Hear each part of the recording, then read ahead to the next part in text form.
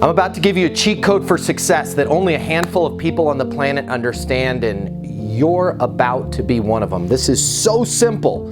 If you want to be successful in sales, in business, in your career, it's all about helping other people get what they want. But what we don't understand is this. The easiest way for you to help somebody get what they want is to understand why they want it. Yet none of us ask, what's your biggest reason for blank? Let's say you sell houses. What's your biggest reason for moving? Let's say you sell mobile apps. What's your biggest reason for needing a mobile app? When you ask somebody, what's your biggest reason for blank? They tell you.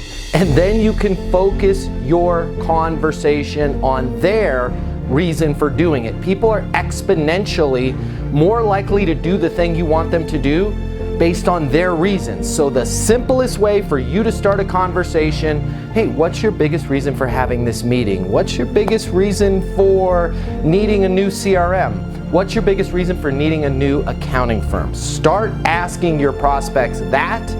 They're gonna tell you, your life's gonna get a lot easier. My name's Matt Easton. Consider following me for more tips on how you can be successful in business and life.